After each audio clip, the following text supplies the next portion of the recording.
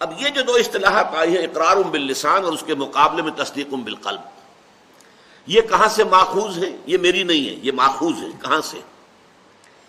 دیکھیے، ایمان مجمل اگر بچپن میں اللہ تعالیٰ نے آپ کے والدین کو توفیق دی ہو اور انہوں نے آپ کو یاد کرائے ہو، 6 کلمے، ایمان مجمل، ایمان مفصل، بدقسمتی سے آج کل تو حال یہ ہے کہ میں کبھی کسی مجمع میں ہاتھ اٹھواتا ہوں تو معلوم ہوتا ہے کہ 5-10% سے زیادہ لوگ نہیں ہیں کہ جن کو یہ چیزیں یاد ہوں، اس لیے کہ زمانہ بدل گیا۔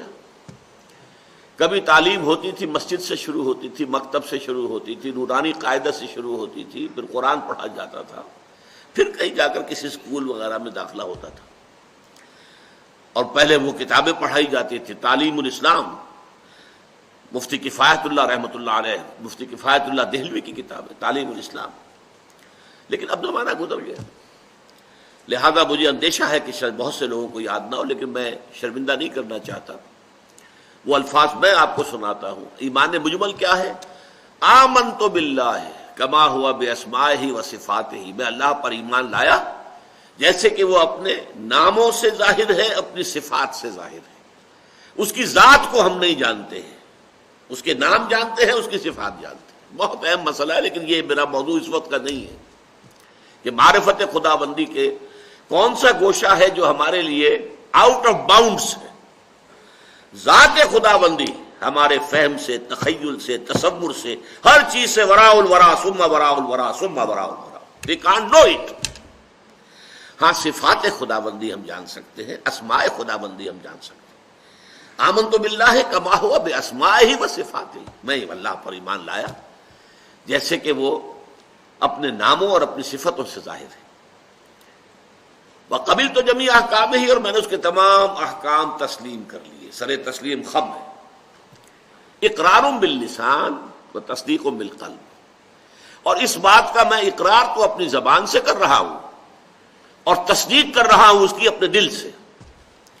یہ ہے در حقیقت ایمان مجمل، اقرار باللسان و تصدیق بالقلب۔ اقرار باللسان کا تعلق قانونی ایمان سے ہے۔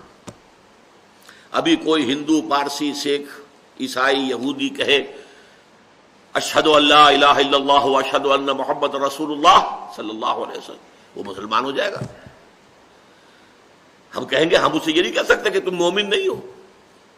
قانونی ایمان اسے حاصل ہو گیا۔ وہ تو ایسے ہی ہے جیسے کبڈی کا کھیل ہوتا ہے کہ ایک لائن جو ہے کھینچی ہوئی ہے، آپ پالے سے ادھر ہیں یا ادھر ہے، پہلے ادھر تھے اب ادھر آ گئے، بات ختم ہو گئی، لائن ہی کراس کر دی ہے نا۔ آپ نے شہادت دی اقرار باللسان، پہلے آپ کافر تھے، غیر مسلم تھے، اب مسلمان ہو گئے۔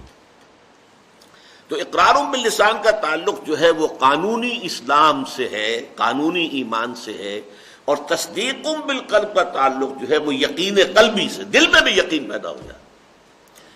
صرف زبانی اقرار کافی نہیں ہے، دل کی تصدیق لازم ہے۔ اگلی بات دیکھیے، زبانی شہادت جو ہے اس کی اساس پر دنیا میں کسی کو مسلمان تسلیم کیا جاتا ہے۔ جو شخص کہے اشہد ان لا الہ الا اللہ و اشہد ان محمد رسول اللہ، آمنت باللہ و ملائکتہ و کتبہ و رسلہ والیوم الآخر والقدر خیرہ و شرہ من اللہ تعالی والبعث بعد الموت، آمنت باللہ کما ہوا باسمائہ و صفاتہ و قبلت جمیع احکامہ، اقرار باللسان و تصدیق بالقلب۔ اب ظاہر بات ہے تصدیق قلبی ہے یا نہیں ہے، اس کو ویریفائی کرنے کا ہمارے پاس کوئی ذریعہ نہیں۔ آج تک بھی کوئی آلہ دریافت نہیں ہوا ہے کہ جس کو ہم استعمال کر کے دیکھ سکے کسی کے دل کے اندر وہ تصدیق قلبی ہے کہ نہیں۔ تو گویا کہ جو ظاہری ایمان ہے، جو قانونی ایمان ہے، اس کا دار و مدار کلیتاً اقرار باللسان پر ہے۔ اسی کی بنیاد پر کسی کو دنیا میں مسلمان سمجھا جاتا ہے۔ اس کے مقابلے میں دیکھ لیے، آخرت میں اعتبار صرف حقیقی ایمان کا ہوگا، تصدیق بالقلب والے ایمان کا ہوگا۔ آخرت میں اللہ تعالیٰ جو ہے مجبور نہیں ہے کہ وہ ہمارے دلوں کو نہیں جان سکتا، وہ تو ہمارے دلوں کے حالات سے واقف ہے۔ وہاں وہی شخص مومن قرار پائے گا کہ جس کے دل میں یقین ہوگا۔ تو آخرت میں اعتبار صرف ایمان حقیقی کا، یعنی تصدیق بالقلب کا، یعنی یقین قلبی کا ہوگا۔ باقی دنیا میں کوئی شخص مسلمان کیا، مسلمانوں کا لیڈر رہا ہو، رہنما رہا ہو، کوئی بڑا وہ دنیا میں جو ہے وہ ہو سکتا ہے شیخ الاسلام کے منصب پر فائز رہا ہو، بہت بڑا قائد ہو، لیکن اگر دل میں یقین نہیں ہے تو آخرت میں اس کا اندراج مومنوں میں نہیں ہوگا، وہ دنیا میں مسلمان مانا جائے گا۔